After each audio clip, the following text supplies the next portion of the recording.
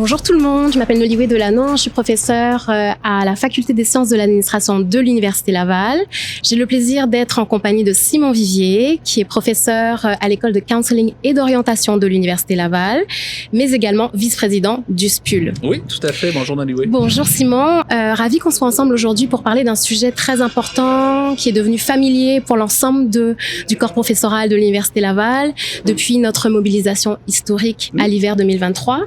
Un sujet dont on est conscient qu'il faut qu'il atterrisse maintenant qu'est passée la période de mobilisation et de conflit.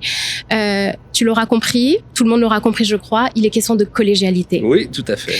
Un sujet qui a été au cœur de capsules vidéo déjà du SPUL autour de la transparence qui est nécessaire à la mise en pratique de la collégialité. Oui. Aujourd'hui, on va en parler de manière très concrète, une manière qui touche l'ensemble des collègues. Donc, en se penchant sur un espace que fréquente tout le monde, tous les collègues professeurs à l'Université Laval, à savoir les assemblées d'unité. Oui. Et on pense que ces assemblées d'unité auxquelles tout le monde participe sont des lieux d'excellence pour apprendre à mettre en pratique la collégialité. Tout à fait. Alors, avant d'entrer dans le vif du sujet, Simon, peux-tu nous dire ce qu'est une assemblée d'unité, en quoi elle diffère d'autres types d'assemblées? Donc, voilà. Oui, il y a différents espaces de collégialité, tu l'as dit, Noliwe, à l'intérieur de l'université, où il y a des décisions importantes qui se prennent. On pense souvent au conseil universitaire, mais effectivement, à l'échelle de tous les professeurs, là, c'est vraiment l'assemblée d'unité qui est, je dirais, l'espace privilégié, tu l'as dit, parce que les assemblées d'unité, ce sont des assemblées où se réunissent, en fait, tous les professeurs rassemblés, rattachés à une unité donnée. Par exemple, un département, une école ou dans le cas de facultés qui sont non départementalisées, c'est la faculté. Donc, tous les professeurs qui sont rattachés à une unité composent l'assemblée d'unité et ces professeurs peuvent se réunir dans toutes sortes de circonstances. Mais ce qui définit spécifiquement l'assemblée d'unité, c'est lorsqu'il est question d'éléments qui sont propres à la convention collective. Lorsqu'il y a des décisions qui sont prévues à la convention collective du SPUL, vraiment, là, on se retrouve dans des assemblées d'unité. Il peut y avoir également, par exemple, on peut distinguer des assemblées de sections syndicales du SPUL, où le responsable d'unité ne sera pas présent, mais qui peuvent être animées par le délégué pour prendre un peu le pouls des collègues par rapport à leurs conditions de travail, relever des problèmes qui peuvent être ramenés au conseil syndical, etc. On peut penser également aux assemblées de professeurs. Il faut distinguer assemblée d'unité et assemblée de professeurs de faculté.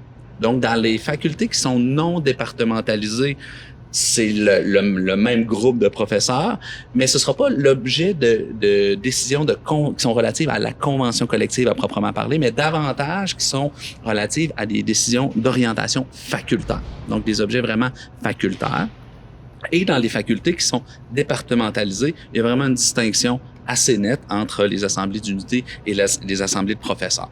Les assemblées de professeurs sont prévues par les statuts. Éventuellement, peut-être qu'on fera une autre capsule sur les assemblées de professeurs, mais aujourd'hui, là, on se concentre sur l'assemblée d'unité qui est une instance extrêmement importante pour faire vivre la collégialité.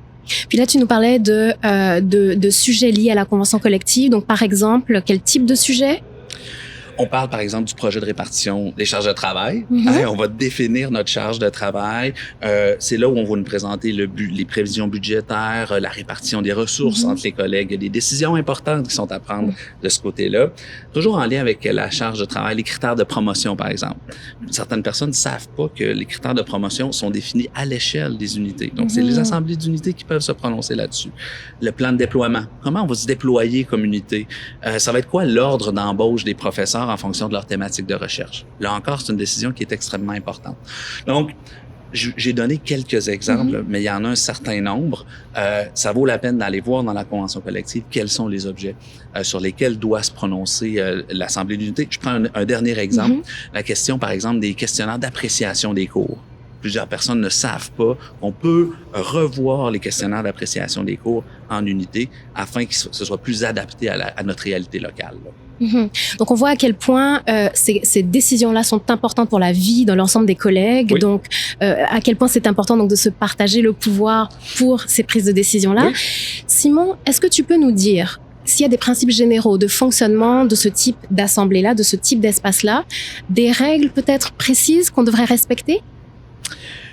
Oui, en fait, la convention collective prévoit à l'article 2.5.05 que l'Assemblée est souveraine en matière de règles d'Assemblée. Donc, c'est l'Assemblée qui définit ses propres règles de fonctionnement.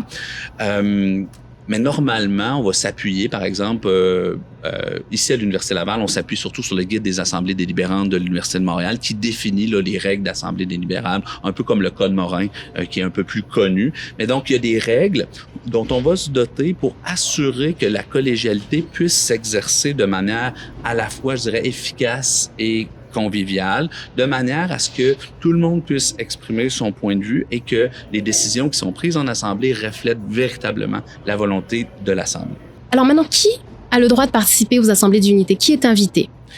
L'ensemble des professeurs qui sont rattachés à l'unité et qui sont spuliens, en fait, parce qu'on a dit que l'Assemblée d'unité, c'est en lien avec des décisions qui sont prises relativement à la convention collective.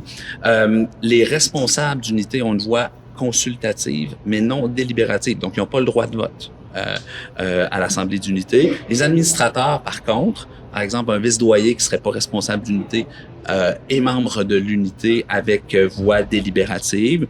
Puis, évidemment, il y a les gens qui sont les collègues qui sont en AER ou en congé d'invalidité qui sont aussi les bienvenus à l'Assemblée d'unité, même s'ils ne sont pas calculés dans le quorum à proprement parler.